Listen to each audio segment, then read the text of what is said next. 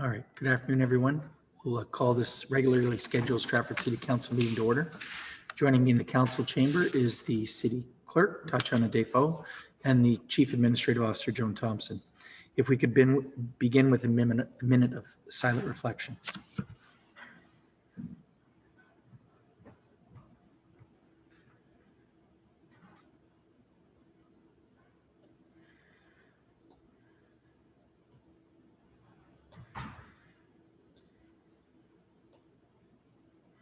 Thank you.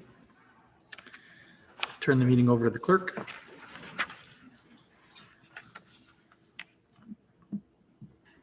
Through you, your worship, are there any declarations of pecuniary interest? And if so, please state the general nature thereof. Councillor Sebin. Item 7.3, I'll declare a conflict. A friend of the family is employed at the business. Thank you. Anyone else? Okay, next item. Moving on to item 3, adoption of the minutes. And there is a motion that the minutes of the regular meetings of council of the corporation of the city of Stratford dated December 14th and December 21st be adopted as printed. Moved by Councillor Ritzma, seconded by Councillor Burback. Discussion. Not all those in favor. Opposed, if any, and that's carried. Item 4 is adoption of the addendum, and there is an addendum to add item 7.5 to your agenda. Thank you. Moved by Councillor Sebin, second by Councillor Ingram. Discussion. If not, all in favor. Opposed, if any, it's carried. Item 5 is a report of the Committee of the Whole in camera session, and item 5.1 just held prior to today's council meeting. An in-camera session was held to consider the following items. The first relating to labor relations or employee negotiations and advice that is subject to solicitor-client privilege. A matter relating to proposed or pending acquisition or disposal of land by the municipality. Advice that is subject to solicitor-client privilege, including communications necessary for that purpose, and a position, plan, procedure, criteria, instruction to be applied to any negotiations, and personal matters about identifiable individuals, including municipal board employees. And at the in-camera session, direction was given on all items. Thank you. Next item. Item 6 is hearings of deputations and presentations, and there are none scheduled. So we'll move on to item 7, orders of the day. And item 7.1 is a resolution regarding the draft 2021 budget update. And there is a staff recommendation that council consider adding $35,000 to the draft 2021 budget, and that the final draft 2021 budget be presented to council for approval on January 25th, 2021. Moved by Councillor Clifford, second by Councillor Gaffney. Discussion. Councillor Sebin. Thank you. I would like to see, I just would like to maintain that I would like to see the 10,000 for the council special events taken off of the budget. So I'll be voting against the motion. Thank you. Anything further? Not all those in favor. Opposed, if any, and that's carried. Thank you. Item 7.2 is a resolution regarding the transfer payment agreement for municipal transit enhanced cleaning funding. And there is a staff recommendation that the corporation of the city of Stratford enter into a transfer payment agreement with the Ministry of Transportation to claim eligible enhanced cleaning expenses that have been approved through MTEC, and that the mayor and clerk be authorized to sign the necessary agreement. Moved by Councillor Beatty and seconded by Councillor Burback. Discussion. Seeing none, all in favor? Opposed, if any, that's carried. Item 7.3 is a resolution regarding the sign and awning permit fees exemption request for the Barkery. And there is a staff recommendation that the request from the owner of the Barkery for relief in fees totaling $440 for a sign and awning permit be denied. Moved by Councillor Burback, you're moving, oh, sorry. Okay, oh, you'd like to speak to it first? Go ahead. I'd like to speak to it first. There was a letter from the owner explaining that the purpose for reusing it, so she has an existing awning in an existing business. She's moving to a new location because of COVID-19 costs, and she would like to reuse that awning in the new location. I would like to make a motion that we do exempt the Barkery from the sign fees, and the reason is because they're being moved. Because of COVID concerns and extra costs. If they are denied this exemption, they will have to go and get another sign. Either way, it's going to be hundreds or thousands of dollars for them. I just can't see this setting a precedent because it's so unusual. And I don't think any other businesses will be going through this type of unusual circumstance. And if they do, I think we should also give them an exemption. This is just the way I feel about it. Thank you. Seconder for that? Councillor Bunting. Speaking to it still, I see Councillor Henderson and Councillor Ingram. Yes, I know they were talking about setting a dangerous precedent. Do we often have businesses moving in the downtown that have already paid for their permit for their sign or whatever, and they're just taking it and moving it? I don't know, in one way I sort of feel like it's, you know, they're paying twice for the thing that they already, like they're taking all their furniture and all their stuff and moving it, and they just want to take their sign and move it. I'm just wondering, have we in the past had people pay for this again twice type thing? Is it Mr. Delovic, or is there a staff member that could answer that?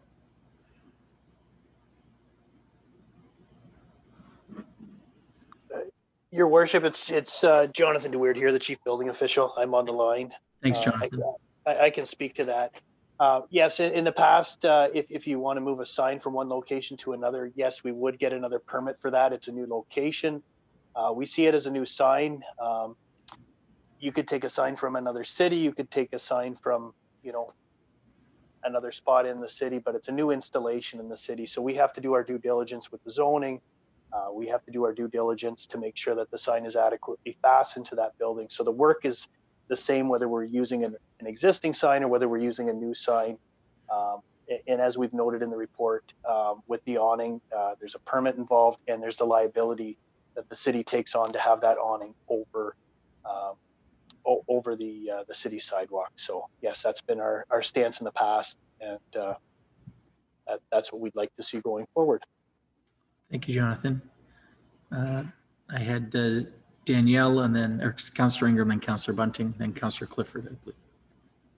Thank you. And I just wanted to clarify that I think Councillor Burbach may have said that they may incur costs for new signage, but this is just the cost of the permit. It's not the cost of new signage. I just want to make sure I'm understanding that correctly. Yes, if they get a new sign, they will not only have to pay for the permitting, they will also have to pay for the new sign to be created, which is quite expensive. Thank you, Right. So just to be clear, then they're taking their signs with them regardless. It's just the cost of the permit, whether or not they get the cost of the permit. They're still going to use these existing signs.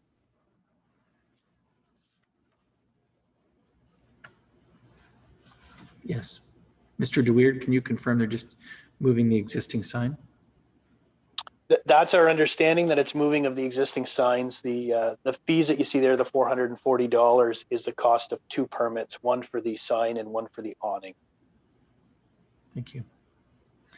All right, Councillor Bunting, then Councillor Clifford, and then Councillor Vasilakos. Thank you, Your Worship. I just wanted to ask, I take it that if we decide not to charge them for the services, we will still look at the sign and make sure it's firmly attached and so on and so forth. Am I correct?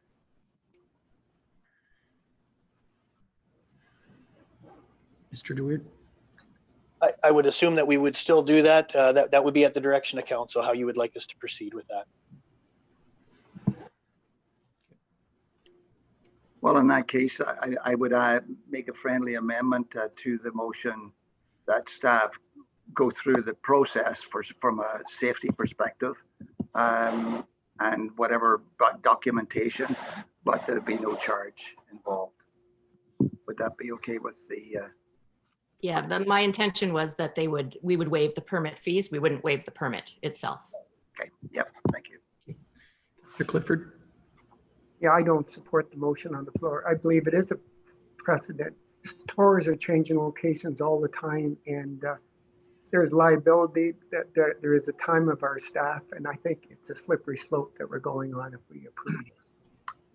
Thank you. Councillor Vasilakos, and then I have Councillor Beatty, you had your hand, and then Councillor Ingram.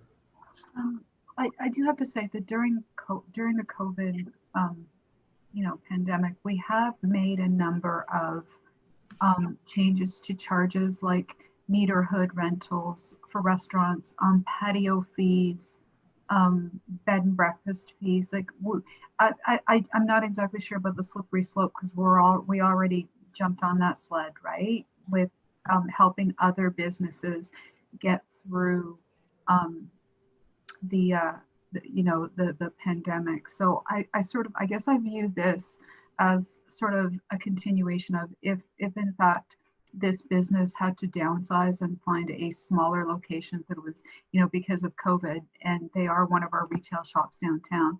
I don't see this as setting a precedent because once COVID is over, there will be no, like we will say, well, we're not in the middle of COVID. It's fairly easy to justify this one without having to imagine that this sets too much of a precedent. If I could, I'll let the Chief Administrative Officer answer, and then I have a seat other hands as well.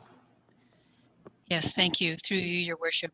I just wanted to just further to the comment about setting a precedent. With respect to the waiving of the fees, they were for broad categories of businesses. So they were all bed and breakfasts. The waiving of the parking was for all parking, whereas this is for a specific business. And I believe that there is a difference in what was done with the broad categories of waiving of fees and permits for broad categories and not just specific businesses. All right, I have Councillor Beatty, Ingram, Gaffney, and I think Henderson, Councillor Henderson, and Bunting had their hands up. Councillor Beatty. Thank you. Actually, I'll be quick because the CAO made my point exactly, and she said much more eloquently than what I would have. So I agree with her statement as well as what Councillor Clifford said. So that's all. Thank you. Thank you, Councillor Ingram.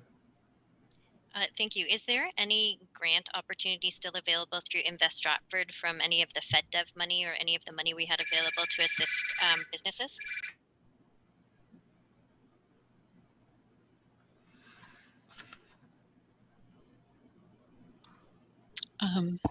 Through you, Your Worship. I don't have an answer. If you wanted to direct staff, we could go back and consult with Invest Stratford and see if there are any opportunities there.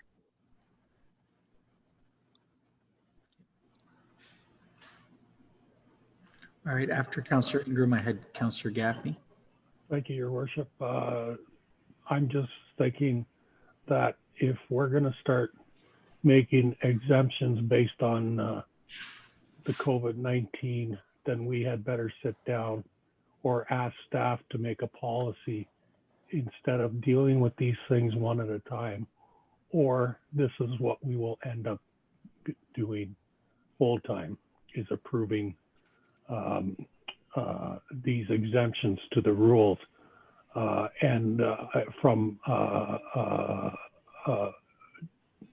the Vice Chair of Finance, I'm gonna have to suggest that we have to have a lot better handle on our finances than giving away $400 or $500 every 2 weeks, because somebody's made a case that they should be the exception to the rule. So either we institute a policy or we carry on with the policy that we've operated under for several years now. Thank you. Thank you. Councillor Henderson. Yes, and further to what Councillor Gaffney was talking about, how many other businesses have moved during the COVID time? So if we agreed to this, then basically all the other businesses and towns that have moved during COVID because of, well, they could say because of COVID, or they had to move during COVID to get to a smaller place or even a bigger place, then they all needed to be treated the same. So they would all have to get a refund, or how would that work? Well, Councillor Henderson, we believe this is the first one that we've had during the pandemic. So I do know Ms. Thompson has reached out to a staff member to get some information with regard to the Safe Restart monies. to see whether it would qualify under that. And if Mr. DeWeerd is on the phone, maybe he could tell us whether or not he's had any other businesses move within the core due to the pandemic. Yeah, through you, Your Worship. Yes, we have seen a few other businesses move. We've seen some signs move. We're actively working with those business owners to get permits for those signs that have moved. So this isn't the first one that's been moving or will be moving. My guess would be it's not going to be the last one, just with the way things are in the downtown.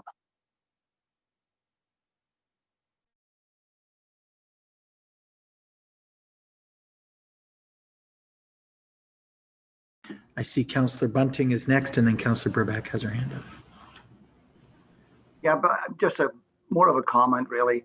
I do believe these are exceptional circumstances. It's a small business, and I realize that we don't want to if this was ordinary times, I would certainly not turn this down for sure. This lady has come and asked us for this consideration. Don't forget, it's $400. Yes, and I don't think it's a precedent. I really don't think it is. But however, I think that we had no bus fares for several months, and the buses ran around town for several months virtually empty. In fact, the ridership went down, and we footed that bill. So $400 pales by comparison. That's the way I look at it, anyways. Thank you.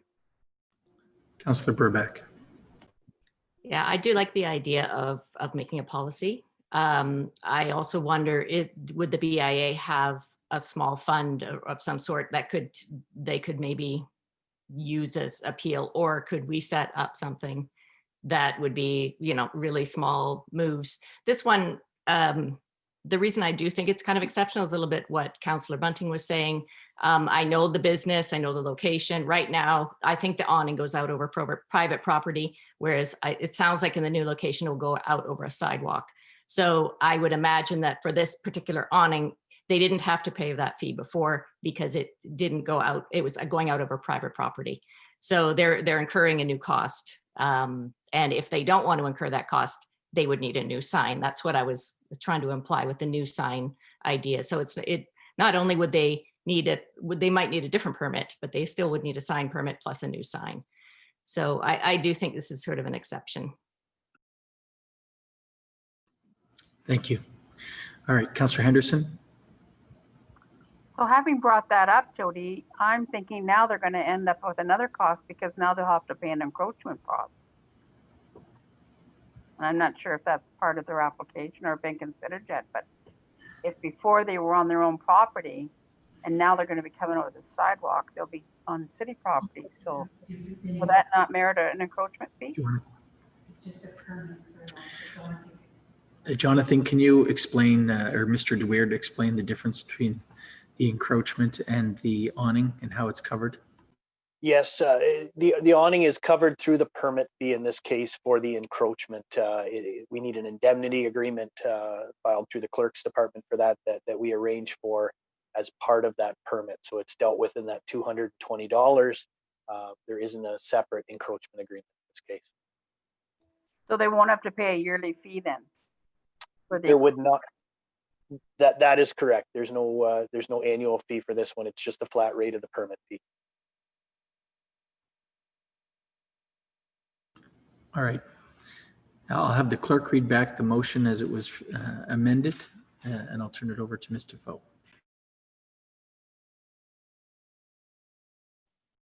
Through you, Your Worship, it is my understanding the motion on the floor is that the Barkery be exempt from the fees of $440 for a sign and awning permit, and that the required permits be maintained or be obtained. My apologies. All those in favor? All those in favor of the motion? One. You're muted, Councillor Bunting. Could you just reread the motion again? Sorry. Ms. Defoe. Through Your Worship, it is my understanding the motion is that the Barkery be exempt from the fees of $440 for a sign and awning permit, and that the required permits still be obtained. Thank you. All right, all those in favor of the motion? 1, 2, 3, 4 opposed. 1, 2, 3, 4, 5. Motion's defeated. Thank you. Councillor Beatty. I'll move the staff recommendation. Okay. Councillor Clifford will second. All right, all those in favor? Opposed, if any? 4 opposed, that's carried. Thank you. Next item. Item 7.4 is the resolution regarding the Argyle Street reconstruction request for council direction, and there is a staff recommendation that council confirm the acceptance of the Design 1 concept, or that council confirm the acceptance of the Design 2 concept at an additional cost of $150,000, and that staff report back to the Infrastructure, Transportation, and Safety Subcommittee after the conclusion of the open house. Councillor Gaffney. Oh. I'll move number 1. Your work. Seconder for that. Councillor Clifford. Discussion. Councillor Seven, then Councillor Vasilakos and Councillor Henderson. Thank you. I'm actually just wondering what the difference in the timeline would be between option 1 and option 2, if it's quite a bit longer for option 2 or what that looks like.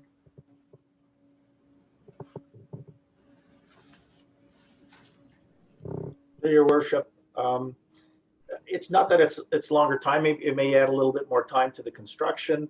However, what the issue is there's more work involved with trying to protect the trees. And as notice, we still may lose some of the trees, but we'll have to take extra measures during the design process to try to save as many trees as possible.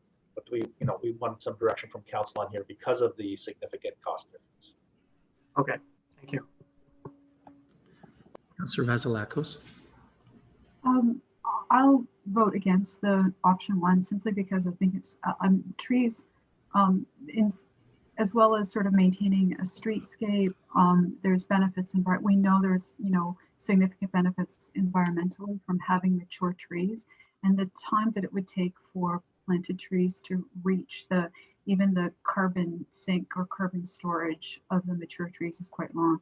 And also in terms of maintaining a streetscape where you have large mature trees, I think is really very important. And we passed a tree bylaw to maintain trees, and we've taken steps to we have a greenhouse gas plan coming back, and I think it's really important that we start building some of that into our street reconstructions.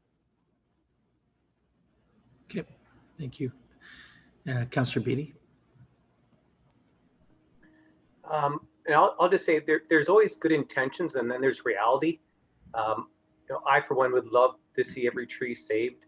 And I also believe that when we have people who are doing the work that they want to do, the best is, not hurt trees. But just most recently, I can share that on the Redford Crescent reconstruction, that they did their best to save trees, but at the end of the day, there's realities there where even with best intentions and best efforts, you can't save every tree, and sometimes the costs just aren't worth the efforts when at the end of the day the trees can't be saved.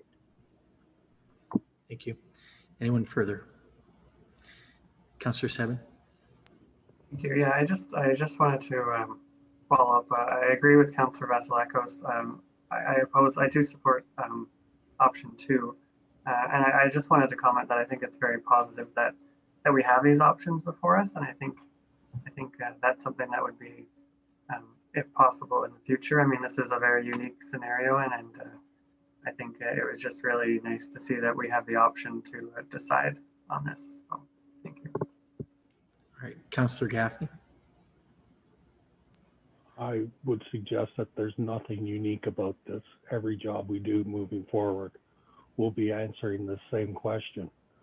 $150,000 is not petty change. It's a dent. So thank you. Okay. All right. Seeing no other questions, I'll call those. All in favor of the motion? 1, 2, 3, 4, 5. Those opposed? 1, 2, 3, 4, 5. I will vote with those opposed. So we'll take a second motion on the floor. Councillor Vasilakos. I'll make a motion for option 2. Thank you. Seconder, Councillor Burback. Discussion. Councillor Gaffney. I think it's in my opinion that it's a waste of $150,000. Thank you. Councillor Clifford. I was going to ask our director, how old, how old and mature are these trees? How old and mature are the trees that we're talking about, that we're trying to save? Is Mr. Delovic or Mr. Malott? Your worship, it's myself. I'd have to check, but I mean, being an older neighborhood, these would be larger trees that we're dealing with. Okay. Councillor Ritzma. Yeah, reading the report, and perhaps Mr. Malott could answer this, or Mr. Delovic. Even if we go through the efforts of trying to save the trees with the construction, are we 50% sure, 75% sure that those trees would last the construction in spite of us spending the $150,000? I would love to know. If we spend 150 and we know they're absolutely going to be saved, I'm all in. But from the report, I get the idea that perhaps the older ones may not be sustained through construction. Through your worship, and that's the difficulty of it is that the further you get away from the drip line, you increase the chances of that tree surviving when you dig around it. Hence moving it. And again, it will depend on the health of each individual tree when you do the work and what the impact is. So that's why we, as staff, when we talked about it, we can't guarantee that we'll save every tree. However, we think by moving the storm sewer away, we will increase the likelihood of it. But I can't sit here and give you percentages of how much better it'll be. Okay. Anything further? Councillor Henderson. This got to do with, I don't know if I saw that in the report. What side will the sidewalk be on, the east or the west side? Your worship, we're still getting through the detailed design. We'll be doing an open house. We don't have all those answers, but right now what we wanted to know from council was with respect to the trees. And then once we have that, then we can proceed with our design concepts, and then we'll be taking that to the members of public to deal with at that time. But right now we're here before you to talk about the trees. Okay. Councillor Beatty. Again, I'll just make my point just on our most recent project on Redford Crescent. Again, the good intentions of trying to save trees versus the reality of what we're actually saved.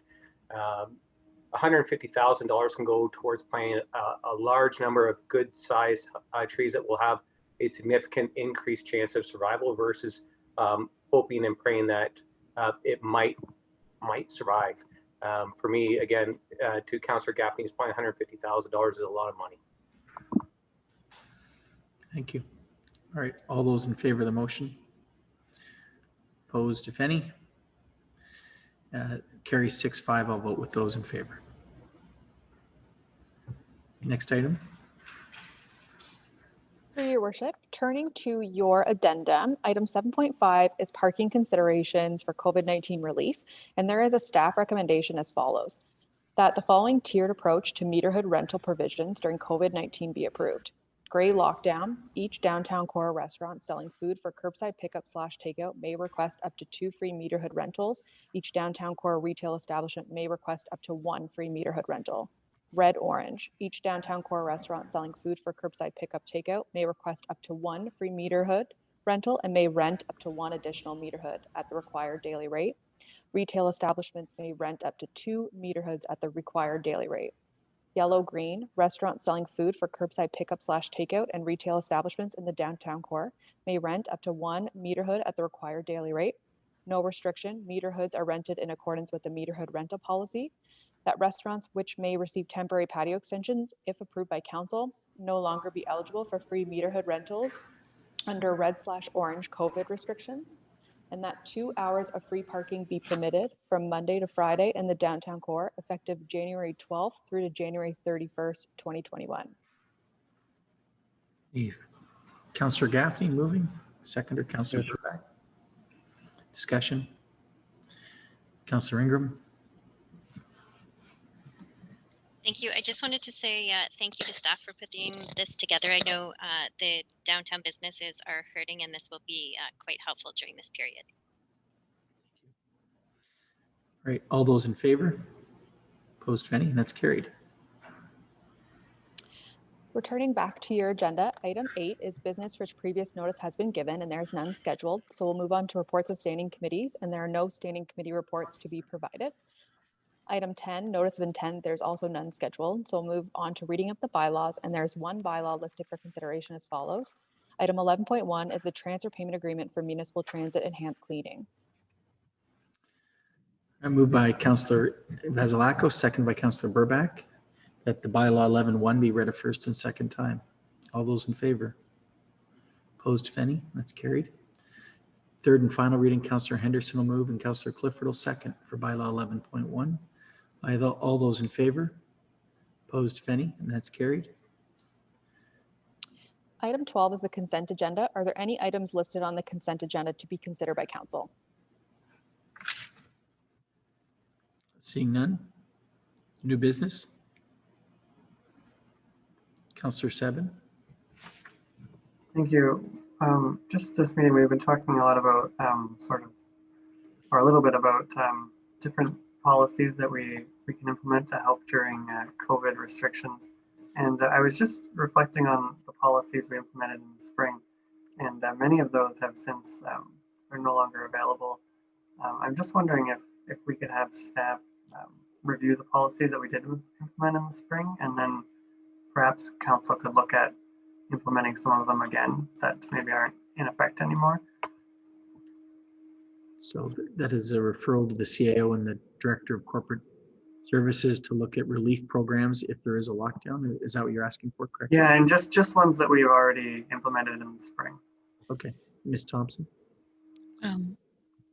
Through you, Your Worship, to Councillor Seven, could you give just a bit more information, details? Is there anything in particular, which policies or relief policies you would like staff to look at? That would help us focus, please. Sure. So I was thinking about the property tax delayed payment policy that we had implemented, and then I know we're having parking for 2 hours, so that's really great. So there's no sense in looking at that, but it was mostly just the property tax one and parking that I was. Thank you.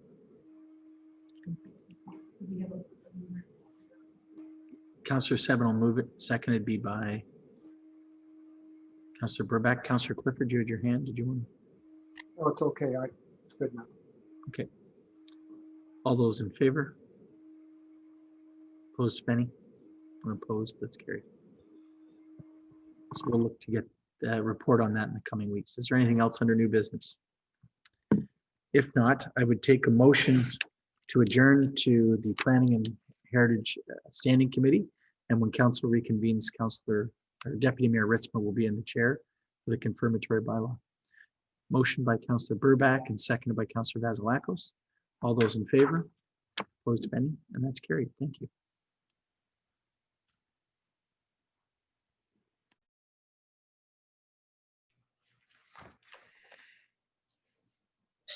Councillor Ingram. Thank you. So I'd like to bring the Planning and Heritage Committee meeting to order. Are there any disclosures of pecuniary interest or the general nature thereof? Seeing none, we have no delegations scheduled. So item 4 is the report of the Manager of Planning. And I would like to introduce Alyssa Bridge, our new Manager of Planning. She will be commenting on item 4.1, which is the January 2021 Comprehensive Zoning Bylaw Review Update.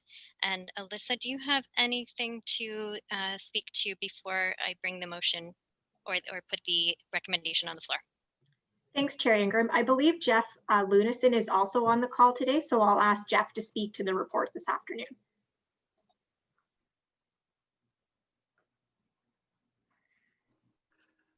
Thank you, through the chair. We have brought to you several updates in the past on the comprehensive zoning bylaw review. With the resolution adopted in December of last year, I think we have the last piece of the puzzle, and we can now move on to schedule a meeting where we would present the entire bylaw for you. We will be sending out notice of consideration to individuals who asked to be notified of our process. There are about 180 people on the list. They will receive notice through email and through direct mail. And we'll be working with the clerk's office to schedule a time which is convenient for most of members of council. So I'd be happy to answer any questions if you have any. Thank you, Mr. Lunison. Is there any questions from members of committee? Councillor Henderson? Is this where we raise objections to anything in the zoning bylaw change? Mr. Lunison? I would think that the best course of action is to if you have concerns with provisions in the bylaw, to do it when we bring the entire bylaw forward for you for consideration. It would not surprise me if there are concerns, and this way you have the comprehensive bylaw before you, and we can deal with any items at the same time. So I would think the best time to do it would be when we have that special meeting scheduled. Well, it's just that I see that we still are listing the accessible spot as 2.4 and a regular parking spot will be 2.8. Their vehicles aren't any narrower than regular cars, and that has not been addressed yet.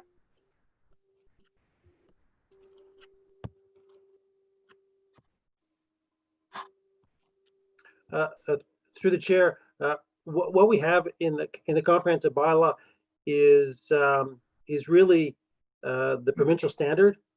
So again, I think it'd probably be easier if we did if you had amendments that we deal with them comprehensively and not try to pick out one provision now in advance.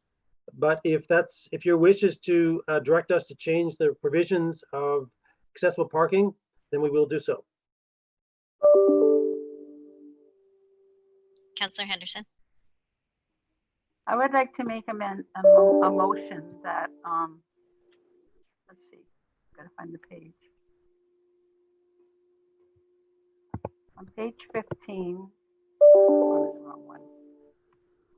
5.1.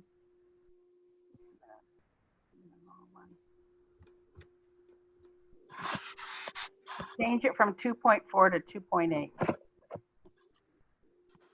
5.4.3 A and B.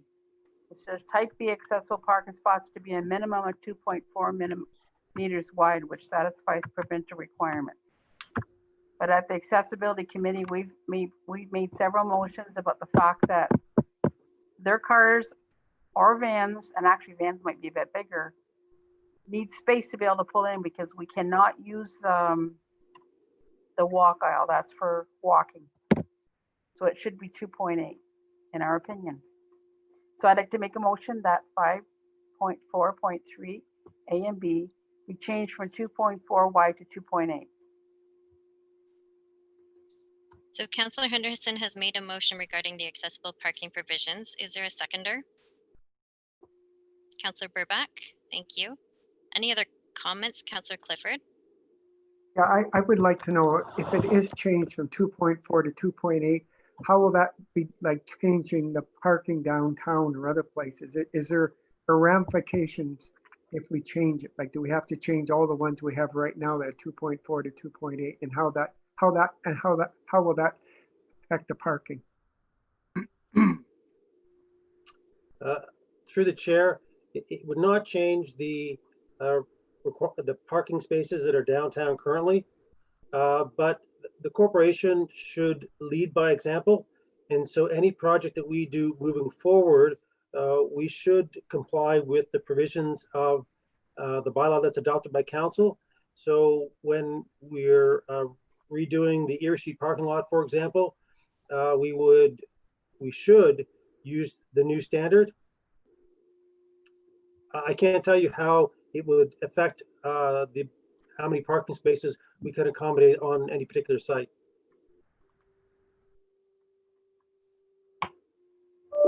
Thank you, Mr. Lunison. Is there any other comment from a member of committee? Councillor Bunting, related specifically to the accessible parking? No, sorry. Okay, so we do have that motion on the floor. So I will call the question related to that particular motion, which I do believe is section 5.4.3, items A and B of the new zoning bylaw related to accessible parking. If there's no further questions, then all in favor of that amendment?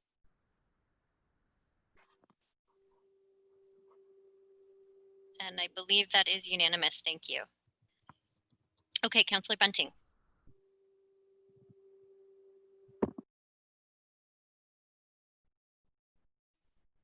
Councillor Bunting, you just muted yourself.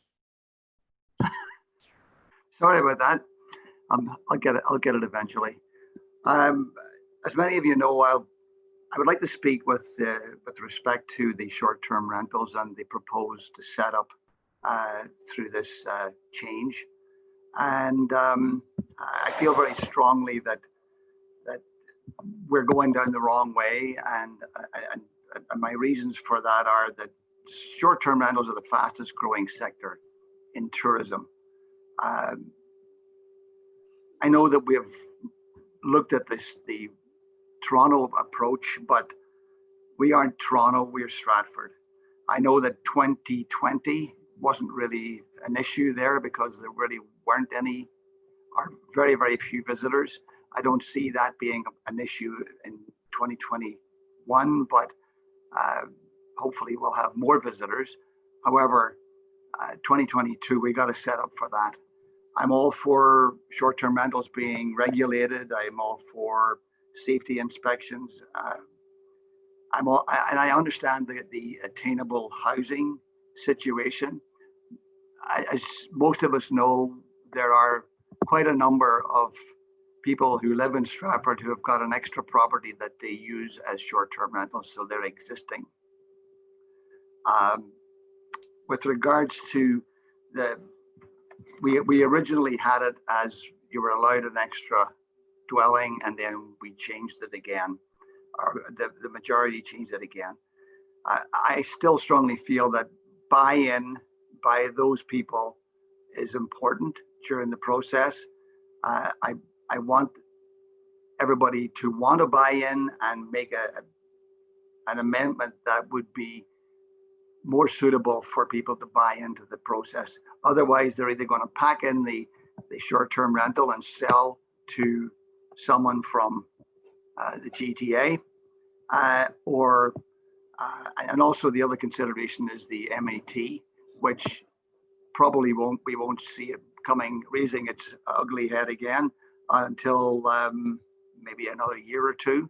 But when it comes on board, then we'll have more people who are legitimately registered with Stratford. Our enforcement section is sadly lacking. We've only got, I think, 2 enforcement officers dealing with a whole cross section of different rules and regulations that we have. And short of, and I don't see how we can, if people go underground or go rogue and still continue to operate and not be registered and licensed, I don't know if we've got the resources to research it, to find the evidence, and to be able to prosecute without spending an awful lot of money. So I would really respectfully request that that particular item be deferred until we get some input from people who are familiar or more familiar than I am with tourism in general, and I'm talking about Destination Stratford in particular. So would that be appropriate at this particular point in time to have that item put aside? So just before I take that motion for deferral, Ms. Thompson, would you like to speak? Yes, thank you, Madam Chair. If I understand correctly, there may be a motion coming with respect to deferring the items related to short-term accommodations. And if I understand correctly, it's to seek further input from Destination Stratford. If I could speak to this and just suggest for council that we keep the process moving forward for the overall comprehensive zoning bylaw. Any recommendations that are made today still need to go to the January the 25th council meeting for approval by council, informal council. And then at some point after that, then the notice could go out. That would allow staff time to reach out to Destination Stratford and try to provide more information, hear what the concerns are, and work with them. But it would also allow staff to keep this project moving forward and getting the notice out, provided that this is the recommendation of council on January the 25th. So even if council did decide to have the notice go out on January the 25th, I will say that that doesn't mean that that particular notice of consideration would go out the very next day. There is quite an extensive notification to go out. But again, I think that that would allow us some time to consult with Destination Stratford and try and work through these projects and still keep the project moving forward. Thank you, very Ms. much. Thompson. And I was just going to add to that, given that we are in a lockdown period and most likely going into a further lockdown period, the ability to host a public meeting with approximately 180 to 200 people is probably going to be a little bit of an undertaking. So there is some time to be able to reach out and further gather some information before we formally defer the entire process. So Councillor Bunting, are you still wishing to move forward with a deferral request? With that information in mind, I'm quite happy to allow, and I want the process to move forward for sure. I just didn't want this to be buried in some way, shape, or form, and I wasn't quite sure of the timing of events. So I thank you for the clarification from the Chief Administrative Officer, and we will, as long as they're getting a chance to put their 2 cents worth in, that would be fine with me. Thank you very much. Thank you, Councillor Bunting. I see Councillor Vasilakos. I just wanted to speak to that to say that they did. I have to say that short-term rental piece was the most commented on piece in the whole process. And accommodation providers as well as STA, as long as there was a fair amount of consultation and discussion around that piece. So to say that they haven't had a chance to weigh in, I think I don't know that that's necessarily true, because we did hear from lots of accommodators. We also heard from the STA at the time. There was input on it. So again, they'll have an opportunity once this process goes forward and goes out, they have the opportunity to weigh in just like everybody else. And I think just like every other business person or I think, this whole process already centered so much on short-term accommodations. And I think there's still time. Thank you. I have Councillor Gaffney next. I'll move the staff recommendation, Madam Chair. And seconded by Councillor Clifford. Staff recommendation is that council receive for information this report on comprehensive zoning bylaw review PLA 21-001, and that staff send notice of consideration to consider adoption of a new comprehensive zoning bylaw to all those who requested receiving such notice. Are there any further comments on that? Councillor Henderson. I just had a question about on page 15, 5.1. It talks about, we were talking about possibly making it 2 parking spots for each apartment dwelling. And it's saying that the current requirement of 1.5 spaces per dwelling to 1.25 spaces. And yet at the very bottom, it says no change. When did we change it to 1.25 spaces? Mr. Lunison, are you able to respond to that? Yes, I am, Madam Chair. So in association with the comprehensive zoning bylaw review, we had our consultants do a detailed assessment of parking rates.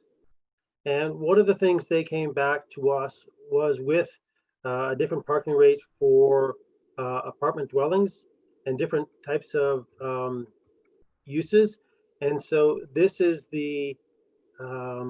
their recommendation. And when we speak of no change, that's no change to the bylaw that was submitted to the public in March of last year. So that's where the 1.25 comes from.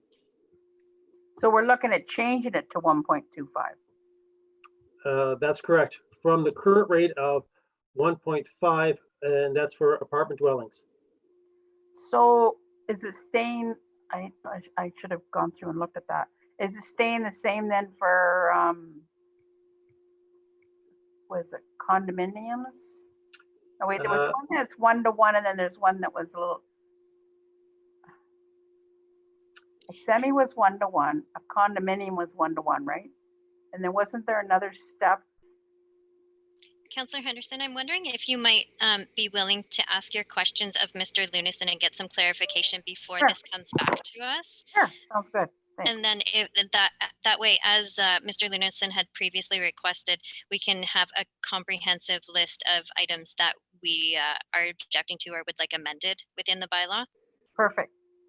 Okay, that'd be great. Thank you. Councillor Vasilakos. I just wanted to know whether the most updated version of the comprehensive zoning bylaw will be on the Shaping Stratford site, just so that we can share it. I know that there's a number of people that are on the list to contact, but in case we get any questions after this meeting, where people could go, is it currently the most up-to-date one that's on there, or will there be one? Through the chair, the version that's on the Shaping Stratford website currently is the version that was available for the public meeting. We can work with our consultants. They have incorporated most of these changes that we've listed. We can work to have our consultants post another updated bylaw. The reason we haven't done it so far is that there's already so many versions of the bylaw out there. It becomes confusing which version people are actually looking at.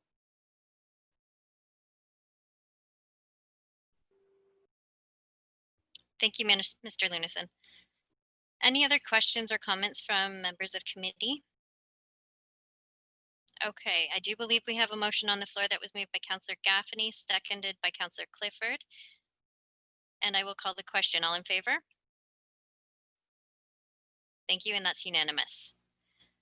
The only item left then is a motion for adjournment. Moved by Councillor Burbach, seconded by Councillor Bunting. All in favor? Thank you, we're adjourned. Thank you, Councillor Ingram. Council reconvene, Madam Clerk, whenever you're ready. Through you, Deputy Mayor Ritzma, are there any declarations of pecuniary interest made at standing committee to be restated at the reconvene portion? Councillor 7. Item 7.3, friend of the family is employed at the business. Thank you. Any further? Seeing none. So through you, Deputy Mayor, it's my understanding the final item listed for consideration is the confirmatory bylaw. So first and second reading of that, Councillor Burbach and Councillor Beatty. All in favor? And that's unanimous. Third and final, Councillor Clifford and Councillor Gaffney. All in favor? And that's unanimous. And I believe our next item is a motion to adjourn. And that's I have a question. Councillor Gaffney, I'm sorry.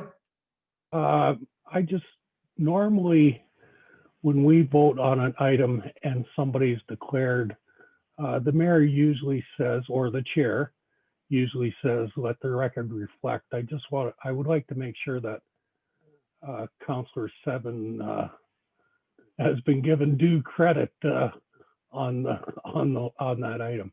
Yeah, and that item was dealt with earlier, and I'll state that in place of the mayor that Councillor Seven did not participate in that. Thank you, Councillor Gaffney. Anything further before we call for adjournment? A motion to adjourn, Councillor Bunting and Councillor Vasilakos. All in favor? And that's unanimous, and we're adjourned. Thank you, everybody.